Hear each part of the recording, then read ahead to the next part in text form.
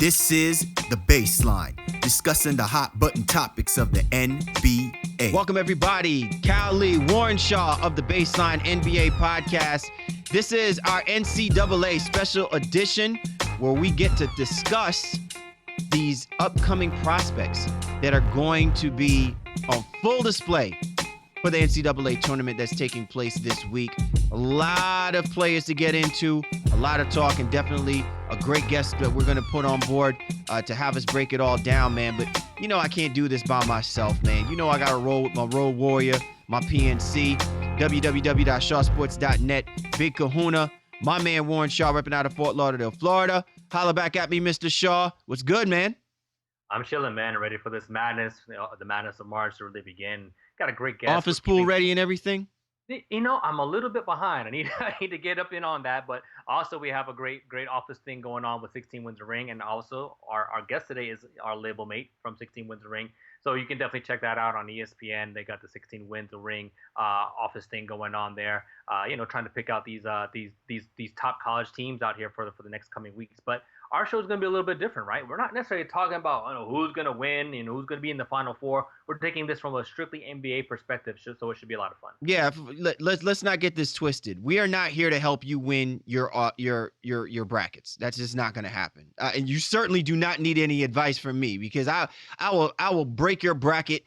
Not even out of the first round, probably out of the first game. Don't even have me give you predictions about the play-in game. Okay, I might even get the teams wrong. So that's not what we're here for. What we are here for is to add a little salt bay on how you're watching the NCAA tournament. I mean, let's be realistic.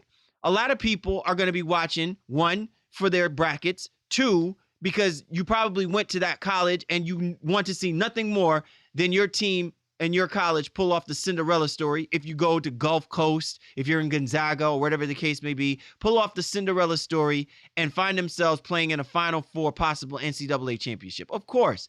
But then there's also that other element. And we're talking about the NBA heads. Who is going to be the next gen player? Who out of this upcoming draft class is going to put their talents on display for this upcoming NCAA tournament? Who's going to ball out until we fall out? So that's the idea. We're going to be looking at some of these guys, some of these prospects. They're going to be playing in this NCAA tournament. They're going to be highly talked about in what has been considered one of the most talented drafts. And to help us do that, we got our man, Christopher Klein, who'll be on with us in a moment to help us break this down. It's going to be a great show. Get your pad and your pens ready. Remember these names and make sure that when you tune into the NCAA tournament over the next couple of weeks, that you look for these guys, because they're going to be in the spotlight. And if we're not talking about them in the NBA, it's probably because they didn't show up during the NCAA tournament. So our man Christopher Klein is going to help us break that down, and we can't wait to get into it. Once again, be sure to get at my man Shaw at Shaw Sports NBA, or get at me at GameFace Lee. The show, the Baseline NBA podcast, available exclusively here to you and yours. 16 Wins a Ring. All of our peoples out there, you know how to do it. 16 Wins a Ring, one of the premier websites that discusses NBA context. We encourage you to go there and check these guys out. Christopher Klein, who is on board with us through 16 Wins a Ring, he puts up some great stories and articles, who will definitely be discussing a lot of the players that we'll be talking about in this upcoming show. Oh, was that him? I don't know. How many fingers did he have? I'm sorry, I couldn't get the binoculars out in time. Look, well, let's not stand on ceremony, mate. Let's start the show.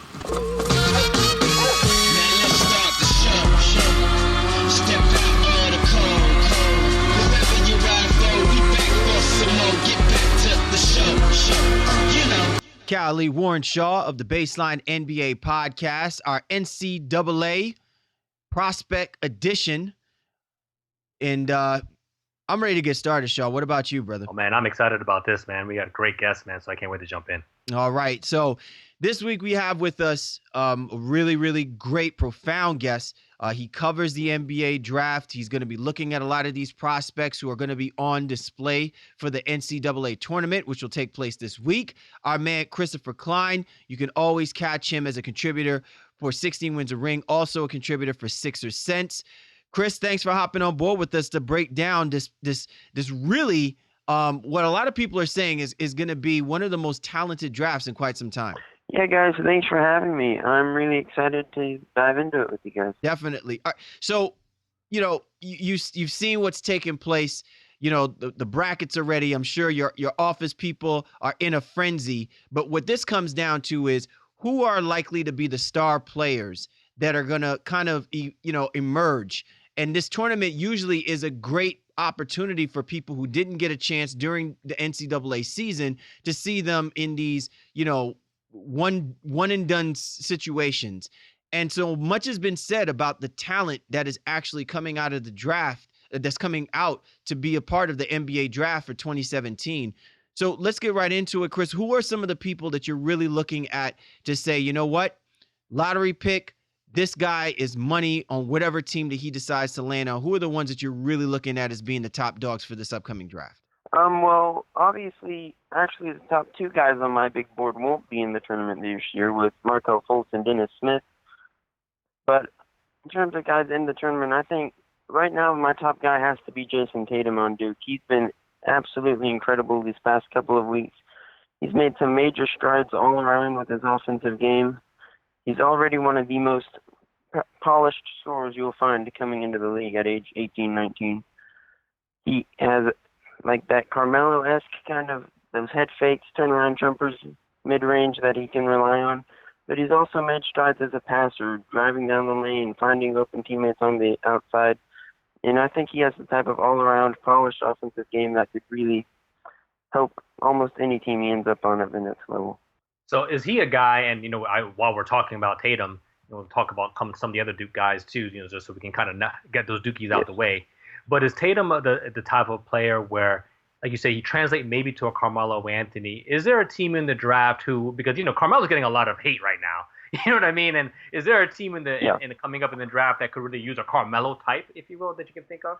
Well, you see, that was the knock on him coming in, was that he kind of had tunnel vision at times. He couldn't really get the ball to other teammates. But I think that's probably the most notable stride that he has made, is that he's not just scoring, give me the ball, get out of the way, let me go to work. He's passing the ball well, he's playing within the offense, and he's helping them win rather than just racking up solid scoring numbers every night.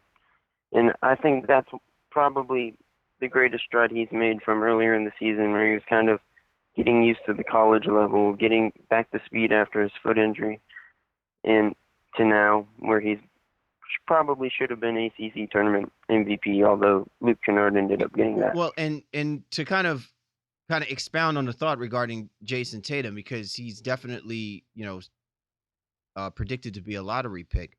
I think that the thing that's interesting is we're saying Carmelo-esque. So that, as Michael Jordan put it, the roof is the ceiling. So let's just assume that that's his ceiling. Where could he bottom out at?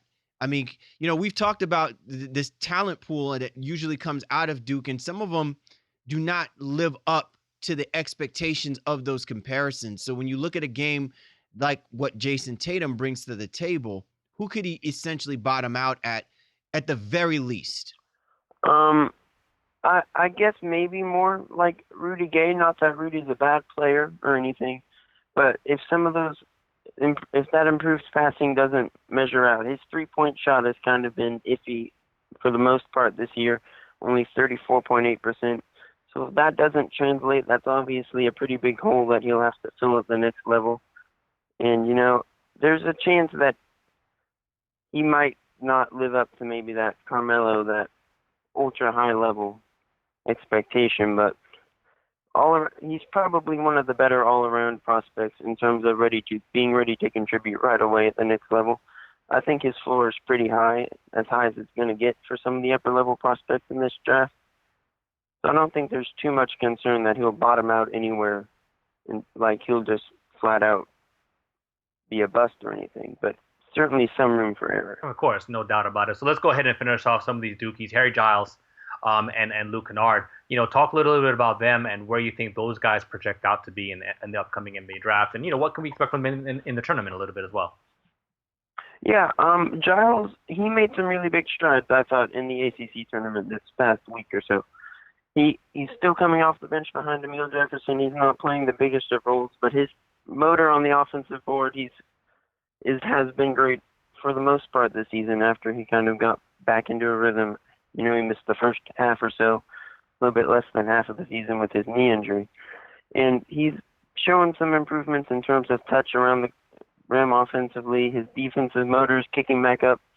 And he looks like he's having fun again. He's kind of working himself back into a rhythm. And I think he's probably one of the higher upside guys that no one's really talking about in terms of the lottery, the mid 10 to 20 range on draft night if he does decide to commit to the NBA this year. He was the number one high school recruit coming in this class prior to his knee injury. And while he's obviously not in the same tier as those other guys anymore, he still has the potential to be a really, really solid big man at the next level. And, if you're sitting in that 10 to 20 range, there's a lot of incentive to take a gamble on a guy like Childs because his upside is just that high. And with Kennard, he's another guy in that 10 to 20 range that I would be perfectly fine taking. He's a great shooter, obviously.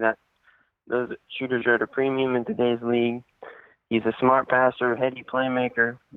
He's just one of those glue guys that can fit into almost any rotation and contribute pretty much right away. Christopher Klein joining us here on the Baseline Media Podcast, our NCAA edition, where we're basically talking about the guys that are going to probably be the next gen for this upcoming NBA draft. So, all right, the elephant question in the room is, how far can Lonzo Ball, take his game? Is he really all the hype and the accolades that he's been receiving coming out of UCLA, and minus having the greatest cheerleader in the world, which being his father?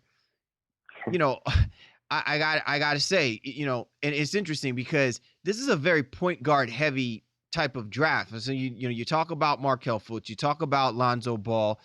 There's been a lot of talk about Dennis Smith from out of NC State, De'Aaron Fox from out of Kentucky. So what can happen with a person like Alonzo Ball? Does this come down to I can go anywhere and instantly make a team better, or is this going to come down to you better hope and pray he falls in the right system and on the right team for his talents to actually ascend to where people think it can? Yeah, Lonzo is probably the most interesting prospect that I can remember in recent history. I would think I would have to lean towards he would need to be put in the right system, or that if a team is going to commit to Lonzo as their guy, they need to build their roster around his talent. Because he's probably the highest IQ player we've seen in years. He's an incredibly smart player, but his game has some pretty notable holes in that his shot doesn't really project all that well to the NBA. He's, of course, going to be able to hit those long threes. You can spot up on the perimeter, but he doesn't really get that much dribble penetration in the half court. His mid-range game is going to be neutralized by better defenders who can bother that shot when he has to pull up. And you really need to put shooters around him and let him get out and run in transition if he's gonna reach the level that some think he can at the next level. Personally, those holes kind of hold me back from putting him over guys like Smith or Tatum and Jackson. But he has all the tools to be a really nice player, but his game certainly has some major flaws that need to be addressed and built around. And I want to continue, staying on the same team, if you would. But one more question regarding Ball: is there any way, shape, or form, and CL mentioned a little bit earlier, with such a strong character with his father in play, does that even take him down maybe just a notch? Again, his talent is obviously too good to pass up. But do you think some teams would be like, you know what, maybe I don't want that extra headache, with his father coming into play? It's possible, but I don't really foresee that being a problem. He's said all the right things. He's stayed quiet. He's not really commenting on those issues. From everything that I've seen, he's an absolutely great kid. He works hard. He has a great work ethic. And I don't think his personality is in any way correlated to the stuff his dad is saying. So I don't think that's going to be a problem once teams get to sit down with him personally, have conversations with him, and see what he has to say on that stuff. Fair enough. And then what about his teammate, TJ Leaf, who we're seeing kind of all over the draft board, anywhere from 15 to maybe early second round? Where do you kind of project him out in this upcoming draft? Well, if he does commit this year, I currently have him in that late teens, early 20 range on my big board. I think late first round is probably a fair spot to project him at. He has athletic limitations. He's not going to be that great on the defensive end. But he's the type of glue guy offensively who can pass at the 4 spot, shoots the ball well for his position, just makes all the right plays offensively that can probably be plugged right into a second unit at the next level and contribute, even for a contender potentially, even if he has some defensive flaws that hold his ceiling down a bit. Chris, I want to go ahead and shift our focus on, those mid-major players, those guys that play in schools like Gonzaga, St. Mary, and such. Gonzaga has been one of those teams that every single year they find themselves messing around in the Elite 8 status, Sweet 16 status, constantly a thorn in the side against all of the other major conference teams that are expected 1-2 seeds, that are expected to find their way, playing towards an NCAA championship. And, the conversation is Zach Collins out of Gonzaga is supposed to be the man out of the bigs representing this upcoming draft class. Now, here you got a 7-foot guy, but again, he plays out of Gonzaga. And we've always seen that Gonzaga just doesn't get the kind of love that they deserve. But you'd be hard pressed to tell me that most players that do come out of that program are not more disciplined and about as hardworking as you will ever see. But everyone just keeps thinking about guys like Robert Sacre and think that's probably going to be the ceiling for a guy like Zach Collins. Can he break that mold? Can he be that guy that could actually kind of put all people on notice that, programs like Gonzaga have legit players that can be successful at the next level? Yeah, Collins is a fantastic young man. He's I have him in the late 20s. I'd be perfectly fine with him as another late teens, late 20s, late first round type pick if he were to commit this year. He can shoot the 3. He's a big, strong-bodied 7-footer, good athleticism, good touch around the basket.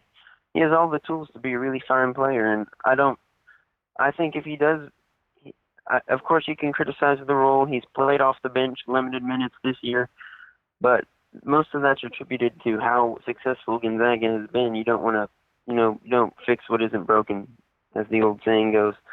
But I think he's an absolutely fine NBA prospect. I would take him as a late first rounder or even up into the late teens without really much problem with that at all. I think he has the potential to be just as good as those guys like TJ Leaf or Harry Giles.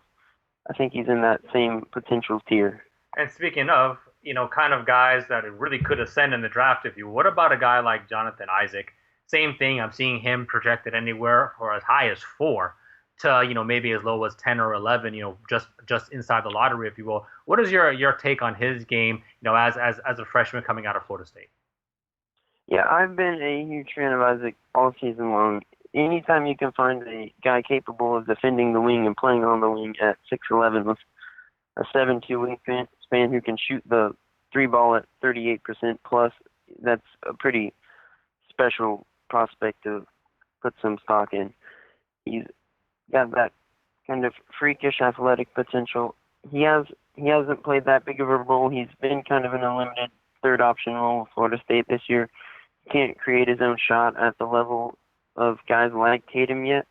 But in terms of upside, his is as high as anybody not named Fultz in this year's class. The 2 through 8 range in this year's class is all supremely talented, and I'd be comfortable with Isaac anywhere in that range. Honestly, he's an incredible prospect. Christopher Klein joining us here on the Baseline NBA podcast, our NCAA edition. We're discussing the prospects that are expected to come out to this year, to this upcoming year's NBA draft. And, quite frankly, it's, to a lot of people's opinions has been, is going to be one of the most talented drafts that's taking place. Chris, look, we can't obviously have these conversations without bringing up the Calipari boys. Calipari's always got a couple of dudes that are ready and primed. And I mean, look, we've been very fortunate to have guys like the Anthony Davises and the Karl Anthony Towns and the DeMarcus Cousins. And, he has definitely kind of put his stamp on the front court play of the NBA, so to speak, right now. But it looks like the focus and the attention now is probably shifting back to the backcourt play. Looks like Calipari is trying to monopolize the backcourt once again. Now, the Harrison twins, they were adequate, but a lot of people felt suspect about their ability to take their game to the next level. Not so much to talk with a guy like Malik Monk. So what are we hearing about Malik Monk? Can he be that guy that comes in and really kind of sets the trend, so to speak, about Kentucky guards doing what they do, like the Brandon Knights and the Eric Bledsoes of the NBA? Yeah, Monk's another guy I have in that 2 to 8 range of high talented, could go anywhere in that range type players. He's probably the best pure scorer from the perimeter in this year's draft. He's been a flamethrower this year for Kentucky. He's taken 7+ three-point attempts per game and still hitting at well over 40%, which is incredibly difficult to do. He has a quick stroke, quick first step, exceptional athleticism, can get basically wherever he wants on the court when he needs to. There's been some, concerns with his ability to finish around the basket. He hasn't looked for his shot inside the three-point line as much as some people would have liked. But given his athletic tools, how quick he is, how strong his handles are, I don't think that's going to be as much of a problem as some people foresee. His defense probably would be the biggest concern at this point, being that he's more of a true shooting guard at 6'3", and he's probably better suited to defending NBA point guards. But then again, he has some nice passing touch as well, and he's played point guard in the past, I believe, and I think there's a chance if a team really wanted to try to force that switch upon him that they could have him run the offense. So I want to go to now kind of a big man, out of Purdue. Never one of my favorite schools. I used to be a Michigan guy. I used to really like that team. So Purdue, I kind of don't have a lot of love for them. But Caleb Swanigan, projects as a power forward / center in the league. Seeing him pretty much in the later rounds as potential draft prospects. Where do you have him, and what type of game does he have that could translate, especially at kind of an undersized big man at 6'9"? Where do you see him kind of doing, and how much can he improve his stock in the tournament? Yeah, obviously Purdue has a big run, and he's playing tournament MVP caliber ball, which he has been playing all season. He's had an absolutely incredible all NCAA caliber season. He could start moving up some big boards. I've seen him as high as late first round on Draft Express. But the problem with me is he's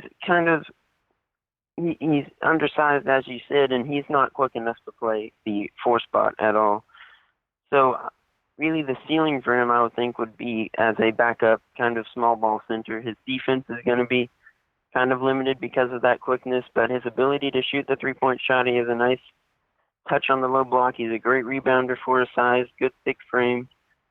I think he's a late second rounder that could help a team off the bench, but I'm not really sure his NBA stock rises too far above that for me. Tough, man. So would you say, and I'm throwing a name out there, but could he be kind of like a Markieff Morris type? The guy that's really kind of between there. He's found his niche now, obviously in Washington as a power forward, and I know Markieff might be a little slimmer. But is that the type maybe that he could project out as? Yeah, I think Markieff is probably a little more versatile than Swanigan is in terms of positioning. I think Markieff plays the power forward mainly, and I don't think Swanigan's going to find much success outside of that center spot. He's kind of a unique case given the trends of today's league. He's kind of more like a throwback big who can shoot the ball at a decent clip. So it's kind of hard to find a great comparison for him off the bench at the next level. But I don't see him playing much power forward at the next level. I don't think his quickness, his lateral speed is going to hold up defensively. Chris Klein joining us here in the Baseline NBA podcast. And I want you to tell me who stands to have, the best opportunity to really make a name for themselves at the next level. Because what's interesting to me is, a lot of people expected the kind of season that the Florida State Seminoles have had so far this year. And I'm thinking that an impressive run in this NCAA tournament will certainly validate the play of Jonathan Isaac and what he's been able to do for that basketball team. And then you also talk about guys like Lauri Markkanen from out of Arizona. And so when I'm thinking about that small forward, power forward position, the versatility in the games that both of these guys have, it kind of makes you scratch your head and say, can these guys help elevate the team that they get drafted to? Can they instantly come in and certainly have an impact on the teams that they play for, simply because of what these guys have been able to do with a major program, especially exceeding certain expectations where people had them picked during the pre-rankings before the season started. So Jonathan Isaac, Lauri Markkanen, who do you see taking their game to that next level, being that next level guy at that 3-4 position? I think both of them are excellent high-end prospects. I still have Isaac just slightly above a Markkanen. His versatility at the 3-4, as you said, his length on defense, his ability to get down block shots and defend out to the perimeter at a high level is an incredible asset in today's league. And Markkanen's more of that true 7-footer who's probably gonna, if he can get stronger, play some center, I would think, at the next level.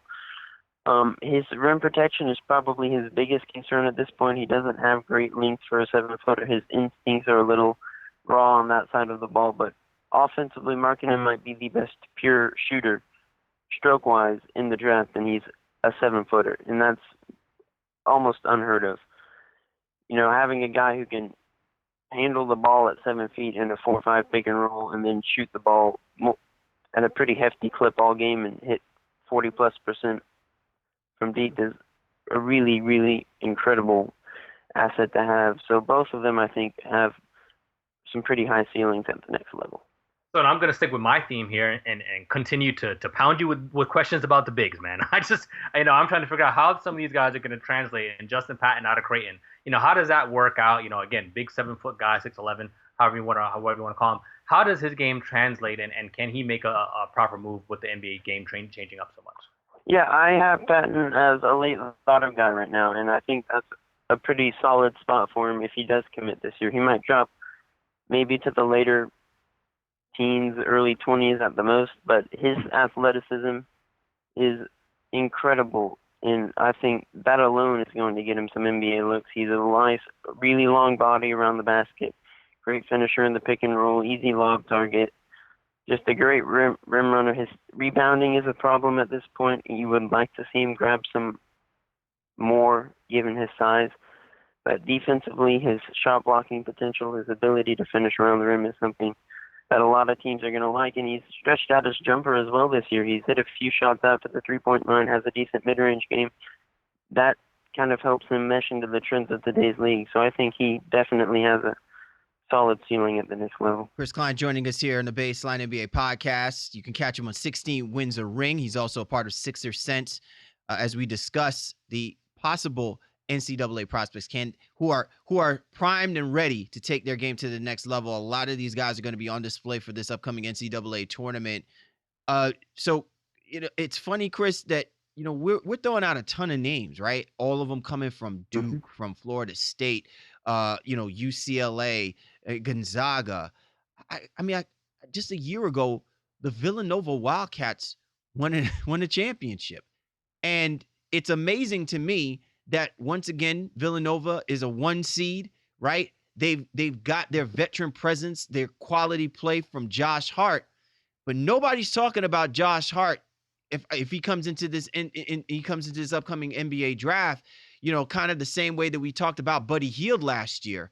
Why is that? I mean, what exactly is it? Was it a mistake for Hart to basically not go into the draft?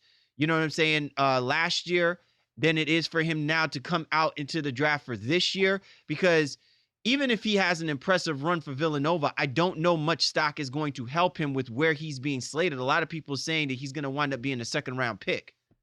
Yeah, I don't think it hurt him because this has been by far Hart's most impressive season. I don't think his stock was much higher last year either. I think he goes late first round, early second, but that's probably maybe even a bit higher than he would have gone last year. I really kind of thought of him as almost a Malcolm Brogdon-ish type player. He doesn't have that really high ceiling. He's not the most impressive athlete necessarily. But he's just a smart player, does all the little things right, smart passer, good shooter from the outside who just understands how to help his team win, understands how to fit within the rotation and play within himself, and just a smart all-around offensive player who's going to find a nice little bench niche at the next level, I would think. So my final one before I let you get out of here, Chris, and I want to thank you so much, man. I think you've really been pivoting with all the questions we've been throwing at you here, and No, just thanks kind for of, having me. no, of course, and I think just kind of, as we were kind of discussing off air, who are some of the sleepers that you think that are in this tournament this year? That guys that people may not really be paying that much attention to, even from the mock draft standpoint, if you will, but some guys who can really help themselves, and some guys that you've really been paying attention to all season long. One big one for me who I have kind of in the high 30s, late 20s right now, who I think could have some late first round upside is Cameron Oliver at Nevada. He was the defensive player of the year in his conference this year. He's only 6'8", but he's an incredibly bouncy athlete, really strong defender, thick frame, great rebounder. He has a three-point shot in his arsenal, nice, solid rim running game offensively. He's someone who I think if he has a strong tournament run, if Nevada can snatch a few upsets and he shows out, I think he could work his way into that late first round, early second round conversation. And another guy for me would be Bruce Brown at Miami. He's an excellent athlete at the point guard spot, a solid shooter from deep, explosive off the dribble, quick first step. He's someone who has that kind of high upside offensive game that could really surprise some people at the next level, as well as kind of draw the interest of some NBA scouts, maybe in that late mid-first round tier if he does commit this year. I've seen most mocks pushing him off till next year, but I think if he does come this year, he's almost a lock in the first round at some point. Chris, my final question for you, and clearly, I think Shaw's question was a great question to probably end with. So I'm a little jealous that he didn't wait for me to throw my question out there. But that's how my man does. You know what I mean? Like it's March Madness, It's March Madness for you. Exactly. He's a bully with the questions. Okay. My final question for you though is, who's your risky pick? When you look at these players, there's obviously a lot of impressive talent across the board, and given the right play, right system, the ceiling is the roof, right? So, but my thinking is, when you look at this guy, wherever it is that he gets drafted, if it's too high, man, that's a risky pick. Who do you see as your at-risk pick from these guys that are planning to put their talents on display for this upcoming NCAA tournament that's going to find themselves in this draft? That's a really good question. Would you guys mind if I went international with this one? No, not at all. Not at all. Isaiah Hartenstein from Germany, power forward, 7-footer. I think he's probably the epitome of what you guys are talking about. Solid athlete, can handle the ball, shoot the ball, kind of like Markkanen at that power forward spot. But the concern with him is decision making at this point. He averaged 5.3 assists per game as a 7-footer in the U18 European Championships this year, which is incredible. But he also averaged over 6 turnovers per game, which is obviously a problem. He needs to kind of clean up his decision making, kind of control his temper at times. That's been a problem that he's been knocked for rather consistently. But offensively, he has probably one of the higher upsides out of the big men in this year's class. I have him slotted behind Markkanen, Patton, Robert Williams out of Texas A&M, but he probably has one of the higher upsides in this year's class from a big man perspective. So he's a risk, but I think one that could be worth it. Chris, we're going to go ahead and relieve you, take you off the hot seat, brother. But your knowledge and your sense of these prospects, these guys that are going to have an opportunity to be on primetime television, hopefully help take some of their take their respective college teams to the promised land, and if nothing else, give us an opportunity to kind of salivate and work the paper and the pens and the computers and the analytics and figure out where they're going to fall in this draft. We really appreciate you jumping on board with us to help us really look at this next gen of possible NBA talent that's going to be on display over the next couple of weeks, man. Yeah, guys, thanks so much for having me on. I really enjoyed it. Yes. Man, I don't know how many names we did some serious name dropping. I feel like I'm the game right now with the amount of name dropping that I've done for these guys that are planning to make their mark possibly in the NBA when the draft happens this coming summer, Shaw. Yeah, I can feel you on that. Like you said, we really pivoted around the entire nation, if you will. And Christopher was just like, yeah, man, whatever. This guy shoots 38% from three. This guy's a great rim protector. This guy's a great guy who can catch the lobs. I mean, he knows the ins and outs of all of these guys. You can tell he's been doing this for a minute and takes his job very seriously. So we're very lucky to have him on our show to kind of take a different twist on the March Madness and the NCAA tournament. Yeah, what I love about this is that it it gives incentive to why you watch it.